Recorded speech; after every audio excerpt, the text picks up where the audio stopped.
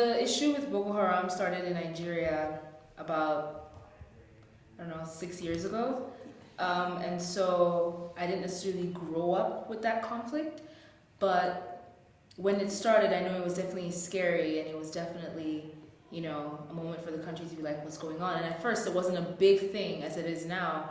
It was just more of a very extremist Islamic group saying, we want to have an Islamic state in Nigeria. We want to end Western education. Yeah, we want to put an end to Western education. And so, and at that time, I didn't really take it as serious as I'm taking it now, but definitely it was scary at the time. It was something that was always at the back of your mind. And Nigeria is a very, very big country, and so it was happening a lot in the north, all the conflict, all of the, kidnappings and killings and whatever, but even living in that same country was still scary, knowing that it could happen anywhere, at any time.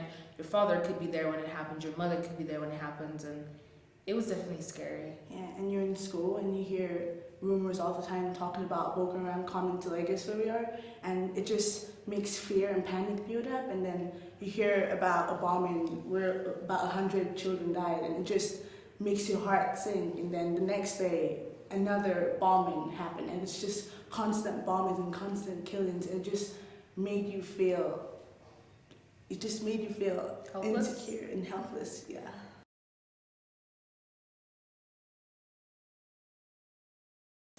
I remember it was really common back home that people believed it was Muslims that were causing the bombings, and people just thought, a lot of Christians just thought, oh, the Muslims are bad people, they're violent people. And then I thought that too, because I went to a Christian high school, so I never really had contact with Muslims. But coming here, the people from a lot of different religions, I've met a lot of Muslims here, and you realize that just because a group of terrorists in Nigeria are being violent, that does not mean that every Muslim is violent, that actually learn here that Islam is not a violent religion.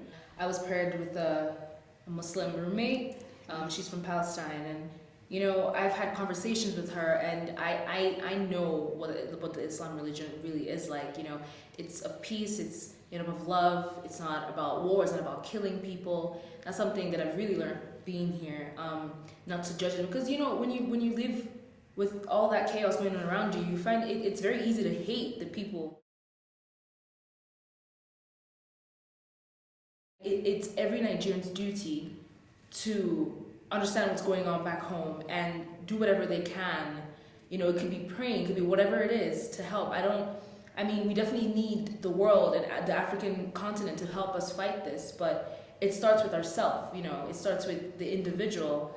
And I feel like the first step is just we need understanding. We need to understand that we're one. We're all Nigerians. It doesn't matter if you're Igbo or Yoruba, you're Muslim or you're Christian, we're one.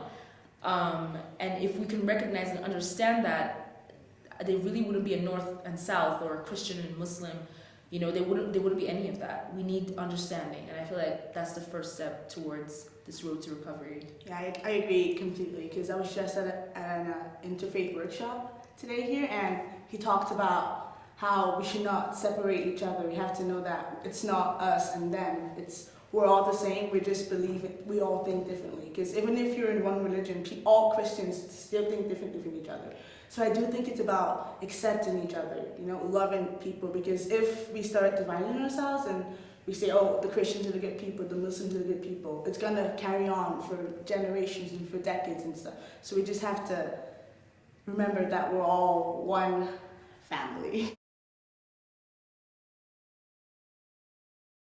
The first step, I feel like, is going home and just seeing how you can help in general. When you do return home, you're going to show them, because Boko Haram is against Western education. But if you return home from having this great education in maybe the US or in the UK, and you do something great for your country, they realize that what they're against is actually helping the country as a whole. So I think that will also change their mindset, and it might end up even stopping or getting rid of Boko Haram.